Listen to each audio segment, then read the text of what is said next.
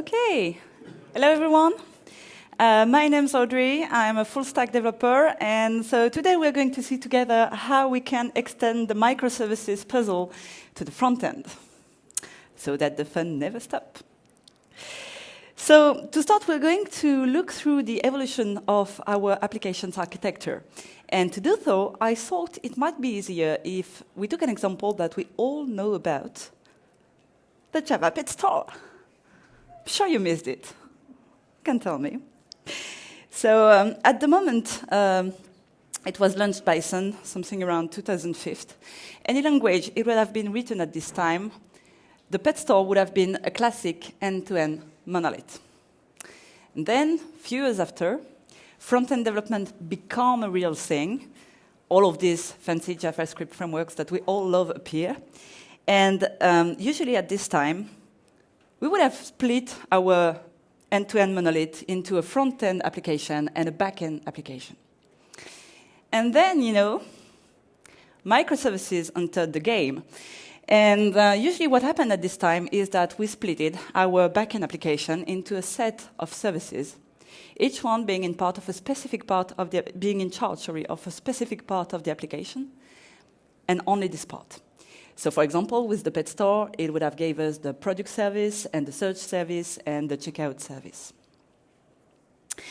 An interesting thing to notice there is the way our architecture is strongly tied, well, our team organization, I would say, is strongly tied to our architecture. So when we were having just a end-to-end monolith, we usually were just one team, the pet shop team. And then when splitting the front end and the back end, usually we splitted teams in two. So we got a new team entering in the game, the front end team. And the very specific things about this relationship is one team is the customer of the other one. They are not necessarily working strongly together. They can even not be in the same place, in the same offices, nor in the same cities. It has happened to me. I was in the back-end team, and I was having two front-end teams working with me, one being in Paris, one being in Lille. Curiously, the one in Lille was not having the same level of information about the APIs that the one working in Paris. And then, with microservices, we used to split the back-end team into smaller teams, which one being in charge usually of one and only one microservice / part of the application. But if they are small enough, it can be several. It depends. So here we would end up with a product team and a search team and a checkout team working for a front-end team. That's the first benefit of microservices, because having small and specialized teams means that they are doing just one thing, but they are doing it well. And usually they are delivering faster than biggest team. Second huge benefits of microservices is that it gives us the freedom in our stack choices, meaning that if the products team wanted to work in Java, and the search team wanted to work in Kotlin, and the checkout team wanted to work in Groovy, doesn't matter. Every team can go for the stack frameworks language, which at first is the most comfortable to them, but also the more relevant to them. Microservices are also easier to deploy, because when you get a new feature delivered, you don't have to redeliver the entire application. You're just delivering the microservice which has been updated, and you're done. For the same reason, they are easier to scale, because you usually know which services will be more requested.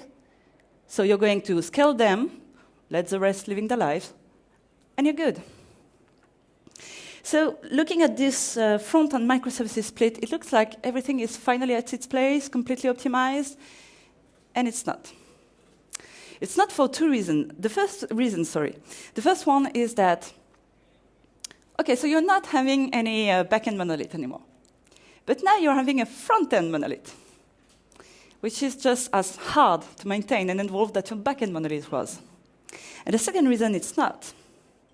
It's because you're still having just one front-end team in front of smaller and more efficient teams. So it means that there will probably be more frictions between teams. So considering that, it's time to move to the next step of architecture evolution, which obviously is Micro Frontend. So the core principle behind Micro Frontend is to consider the application as a composition of feature. So we're keeping the benefits of having small team. We are going to keep our small backend team. But we are going to split the front-end team and the front-end application. And we're going to integrate full front-end developer into the small backend teams so that each team become an end-to-end team. They're going to manage just their part of the application, as they used to, but now they are going to deal it from back to front. That's a classic way of working for e-commerce companies. Amazon, Zalando, IKEA, Expedia are doing the same. Facebook is working this way too. Spotify is doing some kind of word thing, so they're kind of working this way, but not on the team organization. Some of those companies are communicating about the way they are doing it, some don't. I strongly encourage you to have a look at the way they are doing it when they do communicate about. So if we're looking back at our Petstore example, but a little bit updated, it would give us typically this kind of approach. So this page is owned by the product team. It's the only team being managing it. And the product team is going to use components provided by other teams. So here, for example, it's going to use the search bar provided by the search team and the checkout menu provided by the checkout team. And another very strong principle behind Micro Frontend is that you should be able to work with any framework that you would like to.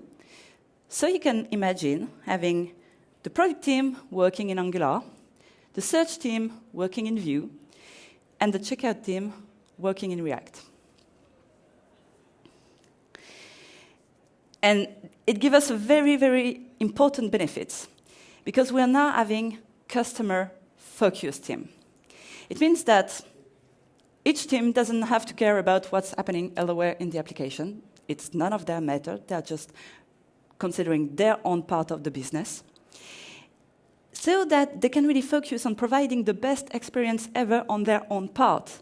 For the product team, you know it will be to display properly product and associated product.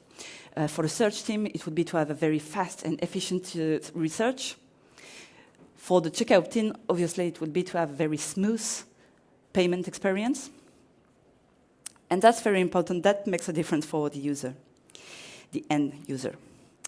So that's the first benefits of Micro Frontends. We're still having the benefits of small specialized team, but now customer-focused. We keep our freedom in our stack choices, but now extended to front-end, and that's a big thing.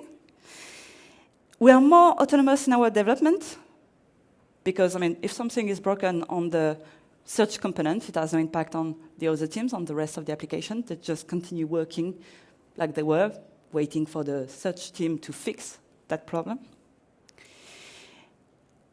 You will be more autonomous in the release of your features, because you don't have to wait for the front-end application to integrate all those new APIs delivered by small backend teams.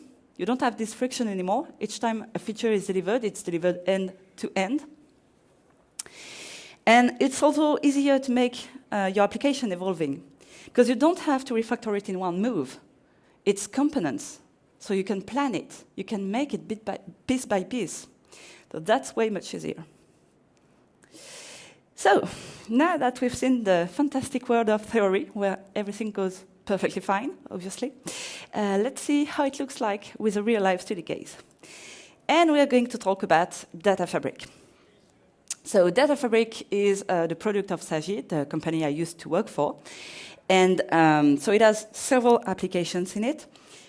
The first one, the Manager, is a tool for data scientists, data engineer people.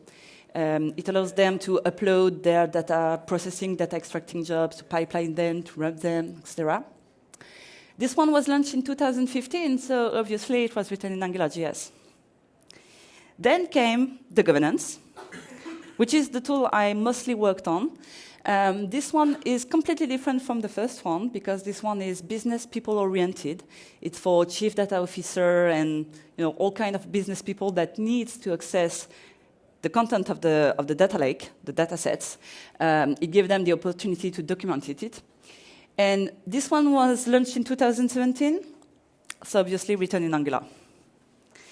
And then, came operations. And operations is a little bit different from the two others, because this one is not tied to a platform/data lake. This one is an overall application to enhance the user experience.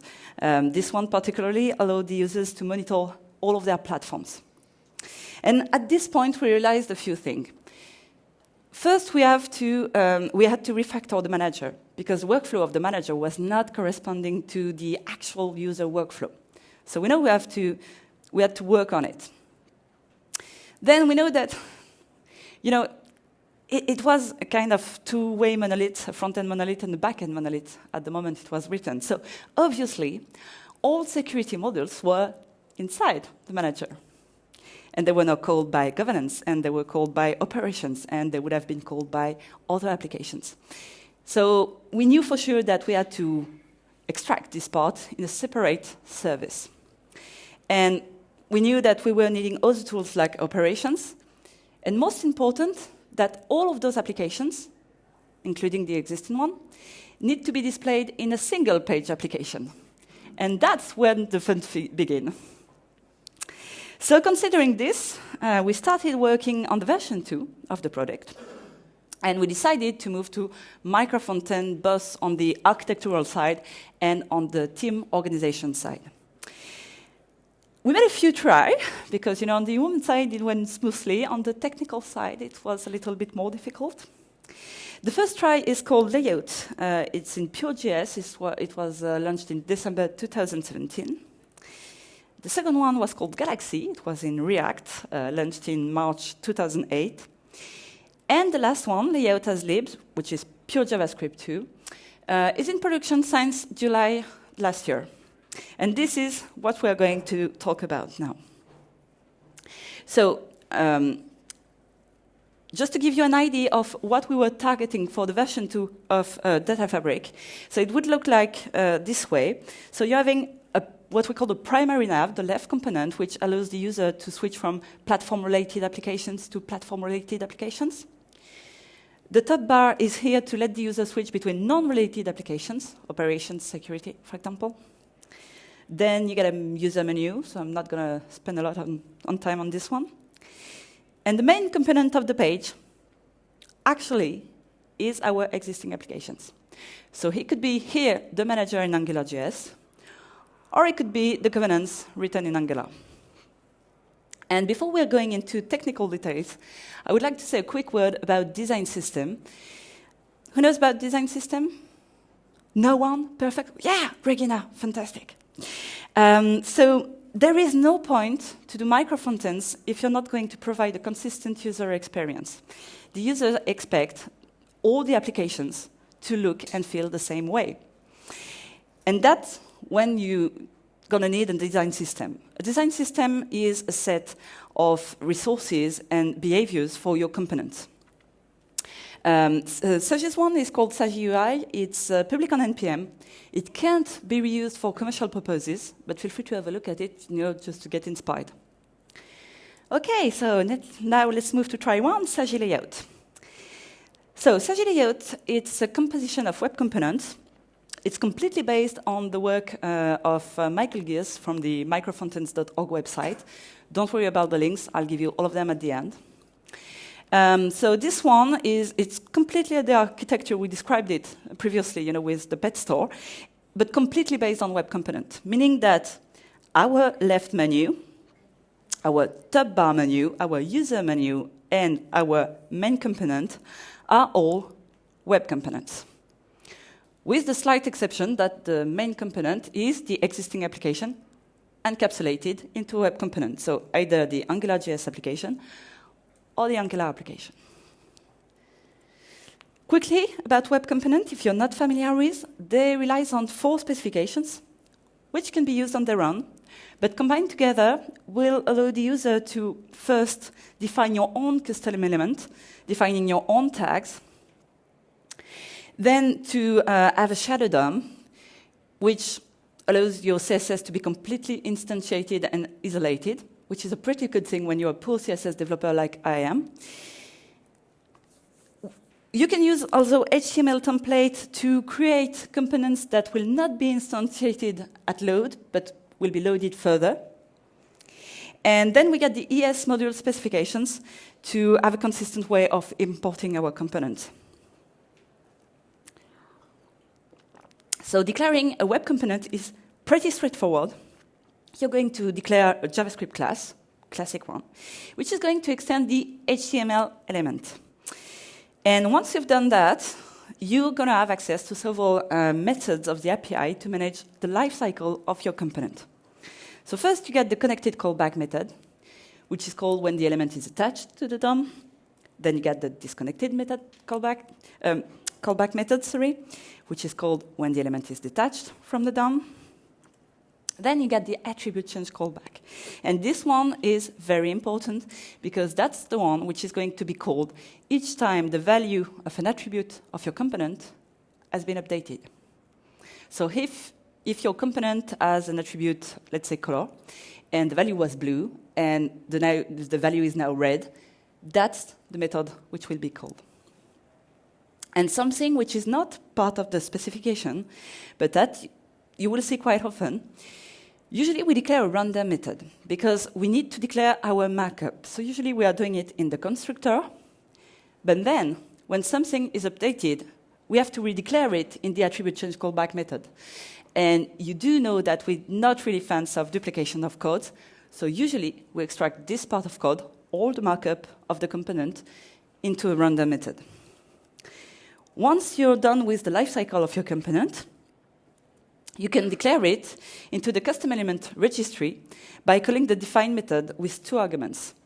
The first one is the tag you're going to use for your component, and the second one is the name of your class.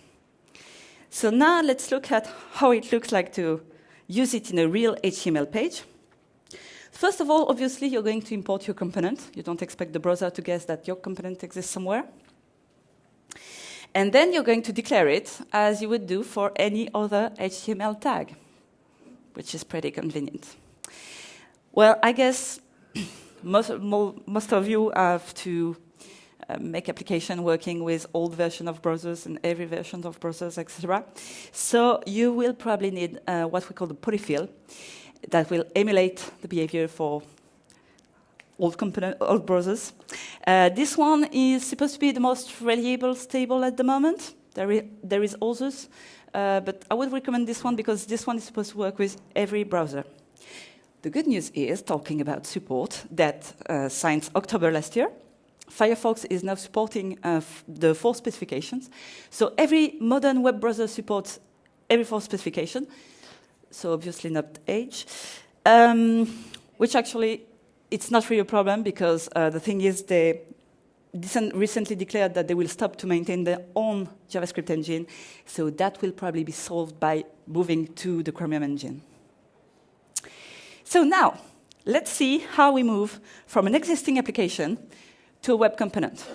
So here we're going to start with the manager AngularJS application. So here it is main JavaScript page. So we're going to declare a web component, classic one, data manager. It has a constructor, it has a random method, fine. And in the inner HTML, we're going to declare a div, and we're going to pass as attribute to this div the ng app and the ng controller of our application. So basically, like we would declare it anyway. It's even more easier with the Angular application, with the governance application, because we can directly, once we declare our web component, we can simply take the top-level component and declare it directly. Pretty straightforward. So that's all for what it takes for the existing applications. Now, if we're looking at the Saagie-Layout application, so the overall one, the one which is going to display all the menus, obviously we're going to import the 2 components we just created. And then we're going to declare the design system because we're going to need it for our own components. And then we're going to declare our top-level component. This component, in its inner HTML is going to declare the top bar and the primary nav and the user menu. And then to know which component it has to display in the main part of the application, it's going to call the getPage method. And the getPage method is simply looking at the path which the user has requested, and in function of the path is going to send back either the data manager, the web component encapsulating the data manager, either the data governance, the component which encapsulates the governance application. There were several benefits to this approach. The first was we had a very consistent user experience because Layout was in charge of displaying the menus, so it doesn't matter if you were on the manager or on governance, the menu was exactly looking the same. Plus, we would have been able to display several components on the same page if we wanted to. But, well, we didn't have the use case, so we didn't try because it would have been kind of weird, you know, they are very big applications. Plus, we were completely independent on the deployment side because the lifecycle of the Saagie-Layout application was completely outside of governance and manager applications, so no impact on them. Nice. But, well, we didn't include more applications into this try because we quickly ran into several issues that were blocking for us. First of all, it was not a true single-page application at all. Because every time you were moving from an application to another one, it reloaded completely. And it has terrible performances. Reason is pretty simple, because we were not just binding and unbinding components. We were binding entire application encapsulated in two components, which were coming with their own router, their own version of the Saagie-ui library, their own version of Bubble, which can first introduce a lot of bugs, a lot of unexpected behavior. And second, that was the reason of the bad performances. So we were having a very, very high dependencies on versions of libraries, because we need to be sure that, for example, there were no several versions of the Saagie-ui design system. That was pretty blocking. That was the reason of bad performances. It could have been resolved, but it would have asked us an incredible amount of time and energy to properly bind and unbind all applications. And we decided that it didn't worth it because we were having other troubles, like routers management. So the thing is, those two existing applications were coming with their own version, their own router. And to stay in a consistent state, the Saagie-Layout application has to know about every possible path of every sub-application. Just to avoid, you know, providing some kind of mix between governance and manager path. So we were here introducing a very strong coupling that we really, really not were looking forward. And last but not least, to be fully tested, the Saagie-Layout application implies to be able to run the entire stack locally, which is neither something you really wanted to do when it's come to such applications, nor something you can actually do, because, for example, in the security module, we were using FreeIPA, and FreeIPA does not run on OS X. Thanks for playing. So considering this, we moved to a second try. We decided to keep the two existing applications into Saagie-Layout and to try something new for new applications. And this try was called Galaxy, which is, on an architectural point of view, exactly the same reasonement, except that this time, instead of having a composition of web component, we're going to have an aggregation of React fragments. So we're keeping our existing component, but they are now React fragment. Here you're not seeing the primary nav because you are in an overall application, but it still exists. So we keep the primary nav, we keep the top bar, we keep the user menu. They become React fragment, and the main application become a React fragment too. And the plan was, in a second time, to use Tailor to stream those components, because it's something you have to keep in mind when you are going to deal with Micro Frontend, is that your components will be provided by applications with different delay of answer. So probably at some point you will need to do streaming. I will not spend a lot of time on this approach because it's very similar from the first one on an architectural point of view. There were several benefits. First, it would have given us the possibility to share not only behaviors and styles, but directly to share small components between applications. Plus, we were expecting to have a centralized routing system, meaning that the Galaxy application would have known about the first part of the path, about all of its sub-applications, and then sub-applications would have known their own part of the path. So that would have been lighter and easier. But we didn't include other applications into this try because first we were still having this high dependencies between libraries problem. And this time it was even worse because it was extended to React. So the thing is, if you want, for example, security, to use a React component, which is not present in the version of React that Galaxy is using, you have to update the React version of Galaxy, and you may have to update the React version of every other sub-applications to be able to use it into security. So this was really blocking for us, and that's the reason why we stopped after the first try. And then we moved to the third try. So for this third try, we decided to completely reverse the logic and move the layout application from an entire application into a library. So we're keeping our existing applications. Here, for example, it's governance. But they are not able to display the components as a separate libraries, all the menu components. So we reused our web components, our existing web components from the first try.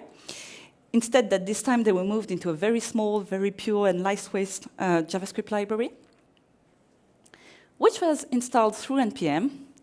And that's up to the existing application to decide if it's going to display it or not. So on the existing application side, here we are in the main HTML page of governance. So we got the data governance Angular that we encapsulated in the first try. This time we're going to encapsulate it directly in the application into a Saagie-Layout component. And you may notice that this Saagie-Layout component is hide by default. That's all for the HTML part. Now in the JavaScript TypeScript part, so that's the main class of Angular. First, we're going to look at the path to know if the user wanted to be in version 2 or in version 1. And if the user decided he wants to have the version 2 of the application, we're going to do two things. First of all, we're going to call the load layout data class, the init method on the load layout data class. Say, OK, that's governance calling, and here's a few parameters. And then we're going to select the Saagie-Layout component that we encapsulated our main component with. And we're going to say, OK, remove your hide attribute, become visible for the user. And on the existing application side, that's all. That's all of it. There is no more modifications to do. That's all. So now on the library side, so the main class is actually pretty empty. It's going to import all the components we declared previously, the primary nav and the top bar and the menu, etc. It's going to export the load layout data class we just called, and that's all. The load layout data class has a very specific job. It's going to be in charge of every API call that needed to be made to properly configure the user menus. Because obviously, the primary nav and the top bar doesn't show exactly the same depending on your profile, on your the jobs you're allowed to see or not. So this class, in its init method, is going to call all the APIs through the load data method. So write APIs, profile APIs, jobs data API, etc. Once we get the answer from those API, we're going to update the appropriate attributes. Because, for example, when you're calling the write method, you're going to get back two separate information into the answer. You're going to have information about the user, information about the list of platforms is allowed to see. So we're going to call the setUser method and the setPlatforms method, and those methods are simply going to set the attribute, so that it's calling back the Saagie-Layout component, and it's going to change one attribute of them, to update this attribute with the new value. So here, for example, we got the new list of platforms. Okay, that's platforms my user is allowed to see. I'm going to call layout component and to say, okay, the attribute platforms is now this list. So now what's happening in the layout component? Because that's our main component. That's the top level component, which in its in HTML is going to declare every component we've seen previously. In the attribute change callback method, it's going to look at the attribute which has been called. So basically the call we made just previously. And in function of this attribute, this component knows about every component's subcomponents it has to update. For example, if the user is moving from platform-specific application to an overall application, you know that you get to remove the highlights from the primary nav, and you have to put it on the top bar. So the attribute change callback is going to look at, okay, that's the application attribute which has been changed. I'm going to update the primary nav component and the top bar component. And then you may have noticed that in the connected callback method, we don't have a random method. We got a unit random method. Still, it really looks like the one we were having, when we were in the first try and we were having only web components. The markup really looks the same. We get the top bar, we get the primary nav, okay? But here, instead of the getPage method, we got this in our HTML. This in our HTML actually is the governance application, the top level component we encapsulated in the application. That's the reason why we don't want to call the random method several times, because we definitely don't want to reload the entire application accidentally. And for the same reason, before declaring the component into the custom element registry, we are going to look if it's already declared or not. So we're going to start with the cons. First of all, it's not a single-page application at all. And we can't do component segregation anymore. Well, actually, it's not really a problem, because the real problem is that we were not in the good use case for the 2 first tries. That's the reason why it didn't work for us. And it's the moment where we're going to talk about page transitions. Sorry. 2 types of page transitions: soft navigation, hard navigation. Soft navigation is what's happening when you're moving to a page owned by a team related to an application to a page owned by the same team related to the same application. So that's what's happening when you're moving from the domains page to the dataset page in governance, for example. And in this case, the framework is going to do all the heavy stuff for you. It's going to unbind only what's necessary to stay the rest, to let the rest in place. It will be completely invisible for the user that is actually on a very different page. Hard navigation, on the opposite, is what's happening when you're moving from a page owned by a team related to an application to a page owned by another team / another applications. In this case, you can hardly avoid to reload the entire page. And that's the main use case of Saagie. That's the reason why the first 2 tries were not working, because the first 2 tries were mostly when we're doing soft navigation, and Saagie is doing mostly hard navigation. So, okay, it's not a single-page application at all. We can't aggregate components anymore, but as we've seen previously, really not a problem, because there is no business case to do it, no reason on the customer experience point of view to do it. Okay, so fine. Let's forget about it. Let's look at the pros. First of all, obviously, it's way more faster to display or not a lightweight JavaScript library than to bind and unbind entire applications encapsulated into components. So we solved the performance issues. And it's easier to integrate. I think all included, and when I mean all, I mean Q&A, code review, non-regression test. It took me 1.5 days to put it in production for governance. So quite easy. Still, on the con side, it's true that it may result in a possible inconsistent user experience. Let's imagine that, for example, the Layout as lib team has delivered a new version of the library with a new item in the primary nav component. New application in town. Woo! Great. If manager has already integrated this new version of the library, manager will display this item in the primary nav component. But what if I have not already integrated in governance? When the user will switch from manager to governance, the item will disappear from the menu. That can be a little bit confusing. But on the other side,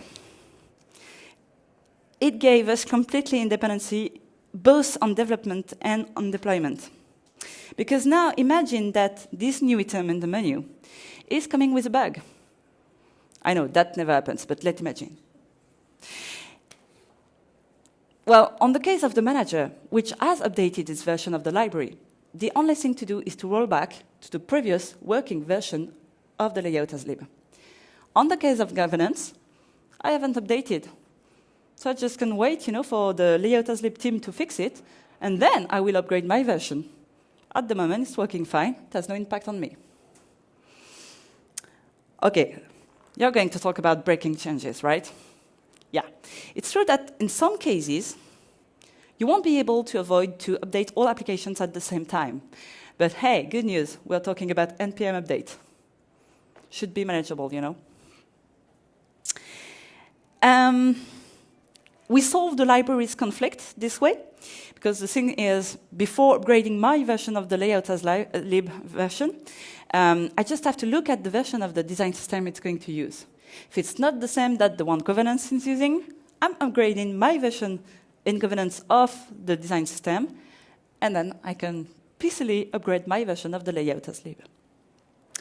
And last but not least, because you understood it was quite a big thing for us, this can be tested completely locally. So very quickly, you're going to start a few Express servers, for example, which are going to answer with mock to the API calls. When we were in the load data class, and we were making all the API calls to configure all the menus properly. So you're just having a few Express servers running. It's going to send mocks, and you can test it locally. So this version, third version, works really well for us at Saagie, because in 1 year we've been able to first trying to refactor the manager by extracting security in its own application, which now has its own front end, which is quite a thing. And in 1 year we've been able to deliver 4 new applications, including project and jobs, which is the new manager. So the existing one is still living somewhere, and we're slowly taking piece by piece all the things we have to import in projects and jobs. So quickly, before we left, best practice tips and tricks. Think about your use case first. So you have probably understood now that the reason why the 2 first tries didn't work for us, which doesn't mean that it's not a good solution, that it's not a valid architecture. It is, but it really depends on your use case. Are you going to do an aggregation of components? Are you going to do an aggregation of single-page application?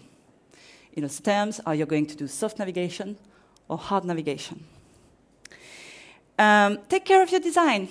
That's very, very important. So we talked about design system. 2 other things you can have a look at. It's not an exhaustive list. Optimistic UI. Optimistic UI is neither an architecture or framework or library or whatever. It's more likely an approach. The approach is to say, OK, in most cases, the API calls went fine. Everything will return 200, and we will have the data, and everything will be fine. So we are going to provide to the user an answer, a visual answer, And that's especially useful when you're in auto-saving mode, like most of our applications are doing nowadays. So you get to provide to the user a message saying that, yeah, I've noticed that you changed things. I noticed that you updated things. So you're going to answer positively and to provide a visual answer that everything went fine and to roll back if something didn't went fine. Skeletons, it's something you're already using. Consuming would be a better word. Skeletons is used in Gmail, LinkedIn, Spotify, Slack, Twitter.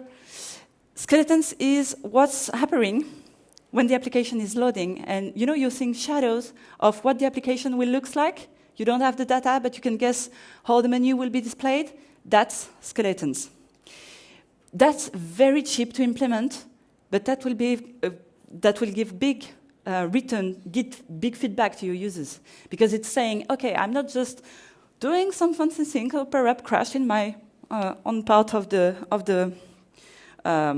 computer. I'm doing things. I'm about to provide you informations. I don't have them at the moment, but I'm working on it. The only thing you have to be careful about when you're using skeletons is to be sure that your skeletons correspond to your actual application look and feel. Otherwise, it can be a little bit strange. Share resources, not runtime. Even if you're going to use the same framework all over your stack, do not share runtimes. Isolate your application, but do feel free to share. There is some resources that can be shared. It can be API calls, it can be fonts, it can be CSS, up to you. If you want to go further, so I strongly recommend to start with the microfrontends.org website, which is the one the first try, the Saagie-Layout try, is completely based upon.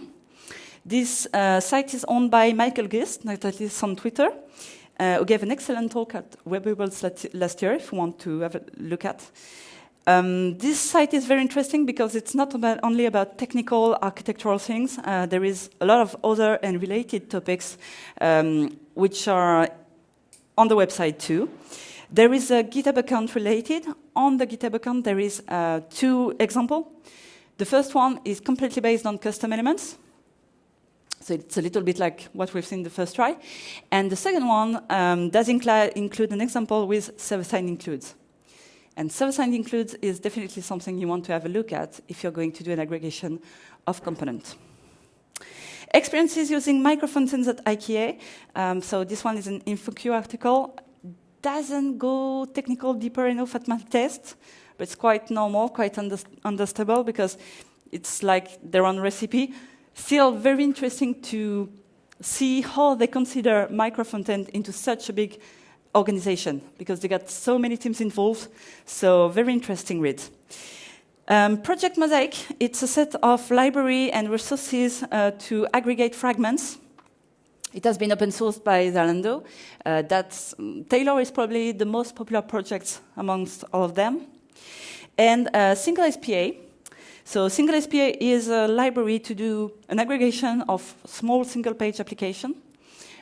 We decided not to use it because we didn't want to rely on an external project where, it's always the same problem. You don't really know if it will last for long, if it will be maintained or not. So we didn't opt for this one, but feel free to have a look because it's quite interesting anyway. That's all for me. We got a few minutes if you got questions. Ask questions now because I'm taking my train after, so I won't be there. Yeah.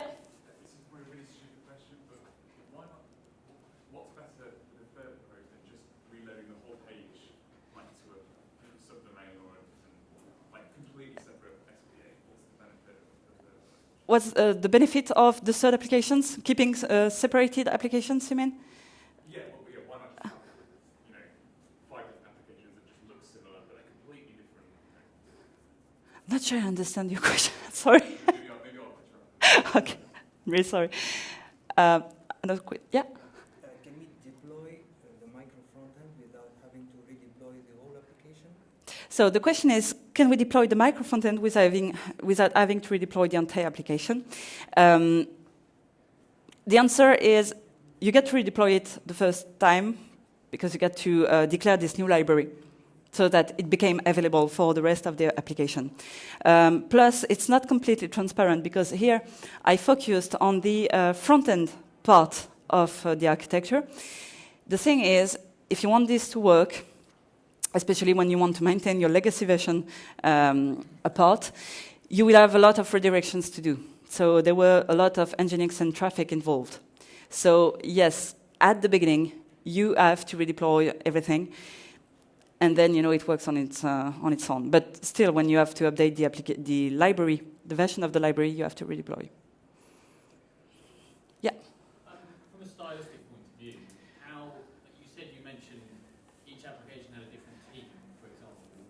How do you keep styles in a central place? Is there a designer who kind of writes a load of CSS and then just npm install it, or Yeah. how did you keep? So the question is, on a stylistic point of view, how do we keep the same experience across all applications? There were a UX design team, a full design team of it. No, sorry. There were 3 people working on the design, and they were providing all the design system. And actually, something I didn't mention because I don't really have time for that, but all the new applications will be in React. So finally, it gave us the opportunity, like, we were expecting in the second try to provide entire React component and not only behaviors and size. So that's what the design team is now working on. The design system is still there, but now the design system is providing full React components with the same style and same behaviors for all applications. And it's usually a good idea to have design people. Not really good. I'm not really good at design on my own, so it's a kind of luxury, but it's very, very easier to do the job when you have designers on your own. Another question? Yeah. What about communication between applications? How can they share data, common models, probably? Okay, so how do applications share data and models, etc.? They do not. So manager. Only by route, yeah? Sorry? Because common router. Yeah. So, are you talking about the? So just about the routing system, or? How can one application pass the data to different application? Maybe. Okay. I think I got it. So how do applications pass data between each other, basically, all kinds of data? There is not so many data that they need to share, because they are very different jobs on their own. Still, there is a few data that trigger some rules, etc. And so to do this, we placed a Kafka bus behind. That was the easiest way, because the thing is, underneath, there is a data lake, and there is Sentry, and you have to apply all kinds of security rules and profiles and all that things, which has an impact on either the jobs that can be run on the manager or data that can be viewed on the governance tool, for example. So this is all managed by Kafka events. Another question? I think we're good. Thanks for listening.